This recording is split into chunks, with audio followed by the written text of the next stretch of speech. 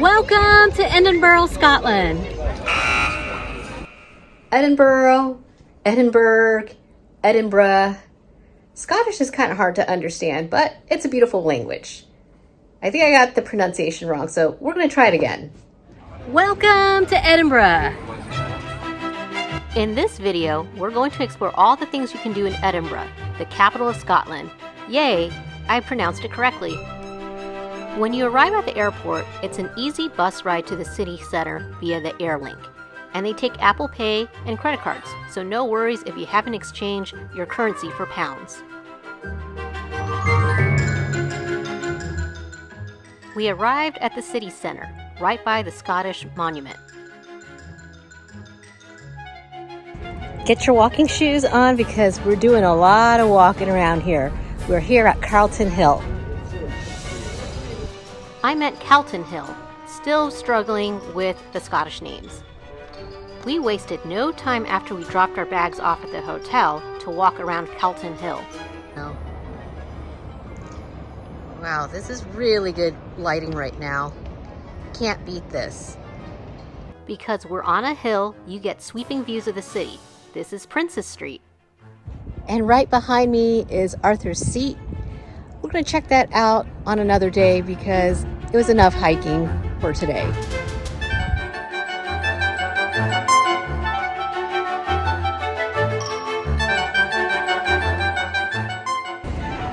I'm not quite dressed very posh because I just got off the plane a couple hours ago, but here I am at the Royal Mile.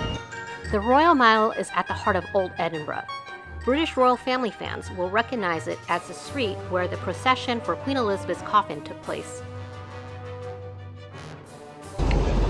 If they had lost our luggage at the airport, we would have had to go shopping for kilts, at least for my husband.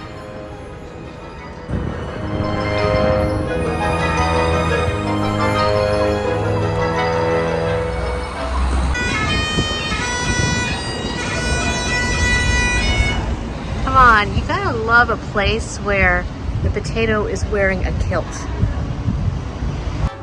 Tempting tatties may have been around since the 1980s, but the portions are definitely 2020's size. After being stuffed as a potato jacket, it was time to head to Holyrood Palace. Are we going to go see the Queen? This is where she stays when she comes to visit. At least when she was alive, and as recently as the beginning of summer 2022. Remember, we visited Scotland in July 2022 when the Queen was still alive. It's just in time for the Jubilee. In case you missed the Platinum Jubilee, you can buy a souvenir to commemorate the historical event. I'm kicking myself for not getting a can of biscuits.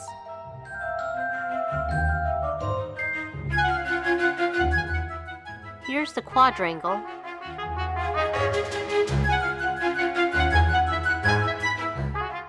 That's the dining room. Don't forget the original Queen, Mary, Queen of Scots.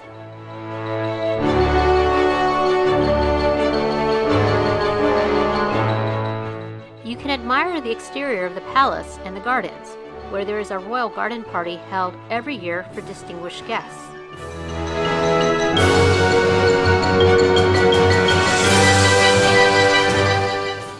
Across the street from Holyrood is the Scottish Parliament.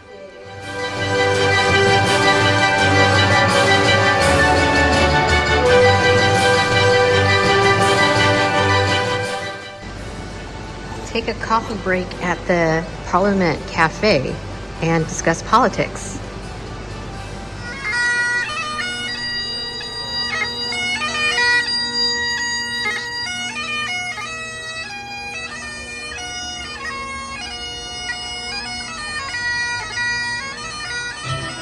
Behind me is Arthur's Seat, which is what we're going to be hiking up to this morning.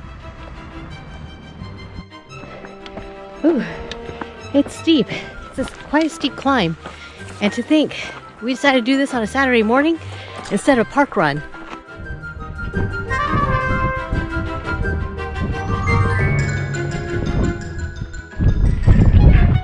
All right, this is it. We're at the summit. We're at Arthur's Seat.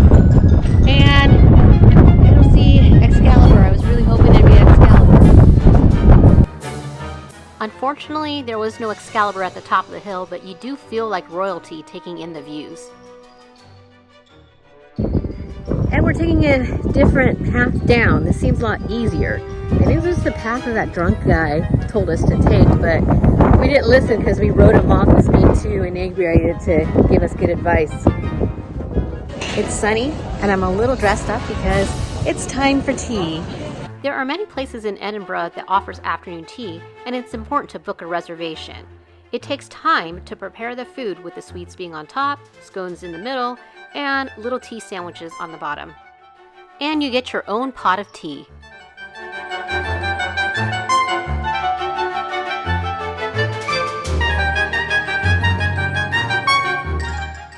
That's real clotted cream, and I take my scones Devonshire style.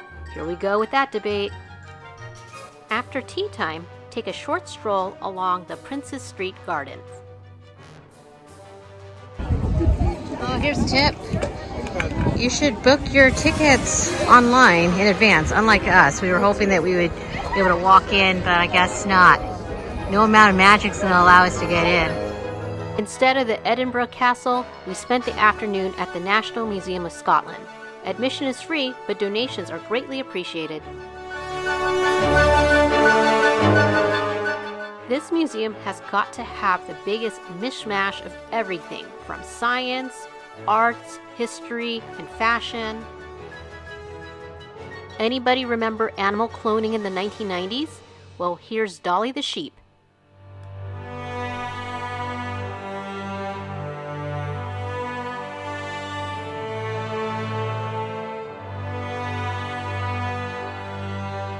For those who took AP Economics in high school, here's a statue of Adam Smith, the father of economics.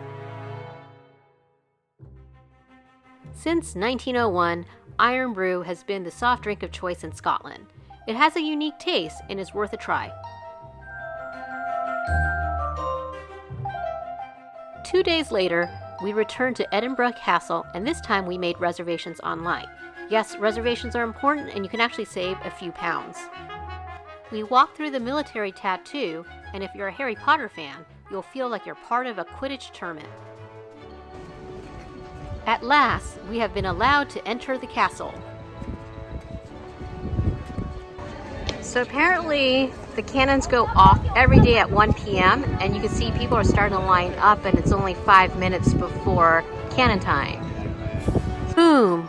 Unfortunately, I had hit pause just as the cannon went off, so here's a tip. Just keep your camera recording until the cannon actually goes off. You can always edit later.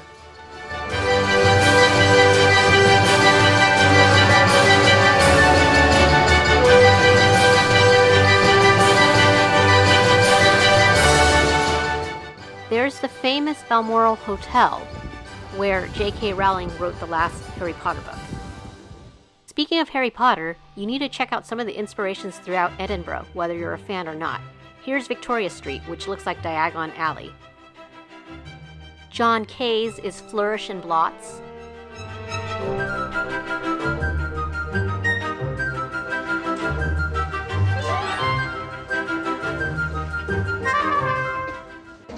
Here's the real Chamber of Secrets. Oh no, it's been open. This looks like the joke shop.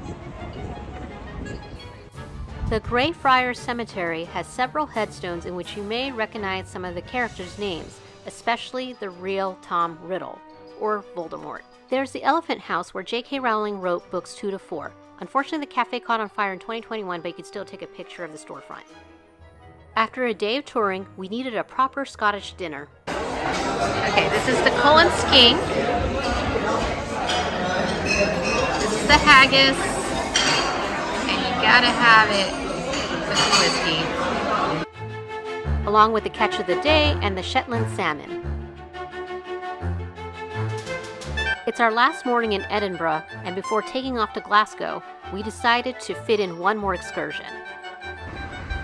And the best part of the plan is nobody can stop us because it's free. Royal Botanical Gardens, but donations are accepted. You gotta clean your shoes before coming in. Do the shuffle. I'm not sure if I would run in here as a tourist because I can see myself getting lost here and doing a full marathon trying to get out of these labyrinths. My favorite part of the botanical gardens? It's the Queen Mother's Garden. We took the bus back into the center of Edinburgh for one last Scottish lunch. It's 12:22 p.m. and this place is already packed. It seems like a lot of these places around in Edinburgh are open around noon and it gets packed pretty quickly. How about haggis as a spring roll? Or some black pudding with Scotch egg and macaroni and cheese croquettes. Our bellies full, we took one last look at Edinburgh Castle and sealed the memories of our magical time in the Scottish capital. With the charming streets and historical architecture, what's there not to love? And eventually, you will learn how to pronounce Edinburgh correctly.